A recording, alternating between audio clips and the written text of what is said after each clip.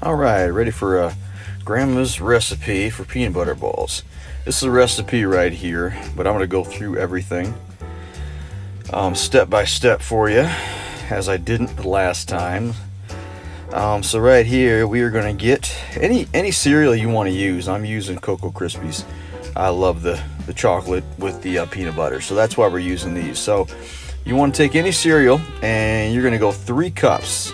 3.5 cups. There's 1 and there's 2. You want 3.5 cups of any cereal. There's 3. I'm gonna get my half cup there. And there it is, half cup. Just letting you see it. And that's it. I use Fruity Pebbles, I use Rice Krispies, and I use Cocoa Pebbles. Then we're going to put in the powdered sugar. The powdered sugar amount is going to be exactly the same as the cereal amount. We're going to go 3.5 cups of powdered sugar. And don't worry about the measurements being dead on perfect. Don't worry about that. It's going to taste good, believe me. I mean, look at all the sugar we're putting in it. Look at all the cereal. I mean, you kidding me? So don't worry about the measurements too much. Yes, they should be on, but not, I mean, geez, you don't sit there with making sure everything's absolutely perfect. Have a good time, get a little messy. It's Christmas, for God's sake. Have a good time with it. Here's our 3. Here comes our half. Powdered sugar. God knows we got a lot of powdered sugar in the cupboards for Christmas, as we use them in almost every recipe for cookies and these peanut butter balls right there. Alright, so now we are using Skippy Natural. I'm using Super Chunky. You can use whatever brand you want, doesn't matter, any brand. So this is 2 cups. We're going to use 2 cups of chunky peanut butter. Okay, I am going to use half of this. Alright, but that's all. 2 cups of chunky peanut butter. I got a big one, so I'm just going to use half of it. And I sometimes I'll probably put a little more in there, only because peanut butter sticks to everything. So it's a lot's going to stick to the jar, a lot's going to stick to the spoon you're using, and it's going to bleed, everywhere. So, get a little over. Like I said, the measurements do not have to be exact. Have a good time. You want a little more? Put a little more. It's not going to kill you. At least I hope not. And vanilla extract. I want that vanilla. Now, so what you want to do is it's a teaspoon is what the recipe. I use a tablespoon. I let it spill over a little bit and throw it in there. Like I said, it's not going to kill you. It'll make it taste better. So now you want a stick of butter. Alright. 1 stick of margarine. Want to go, it's a half cup, so 1 stick. You're going to melt that, as I'm showing there. And you're just going to spill it right over the top. And it smells great. Oh, it smells great. So now we get messy. Get your hands in there. Make sure you wash your hands before you do this, people. Don't be nasty. So now we're going to mix it up. Going to get a little dirty. You're going to mix this up until it gets to the point where it's going to stop sticking to your hands. Okay, everything's going to mesh together. You're going to get a nice little texture to it. You'll see it. And it's going to be a brown, because we're using that Cocoa Pebbles, and then with the peanut butter, you're going to get a darker complexion to the mix. But just keep mixing. The big thing is trying to get all that powdered sugar off the sides of the bowl. So I'll mix it, and then I'll scrape around the sides of the bowl, and then mix in that powdered sugar, so it'll stick to the bowl if you let it. So like I said, just get dirty, mix it up, squeeze and twist until it is all combined together. Pretty soon here I will be finished, and we'll show you what it looks like. There it is. It's a nice grainy look, just like that. And that's good. Make sure you wash your hands when you're done, please. Alright. So now we're going to get a cookie sheet. Cookie sheet is what we're going to roll. We're going to roll out these, this is the other half, so yeah, you're going to roll out the balls. You're going to put them on the cookie sheet, and we're going to put them in that fridge for between 10 to 15 minutes. You can even let it in there longer if you want, but we're going to chill them after we roll them. This is the monotonous thing. This takes a while now, rolling each one. I wish I had a better idea. I tried a lot of different ways to do this. You gotta hand roll it, man. It sucks sometimes, but have a good conversation, put a good movie on, and watch it and roll. Alright, I've tried it with ice cream scoops. Try and get it. It just does not do the trick, man. You've got to squeeze and roll, squeeze and roll.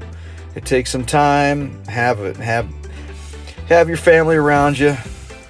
Have a good conversation and finish it. And there you go. There's all your rolled bowls.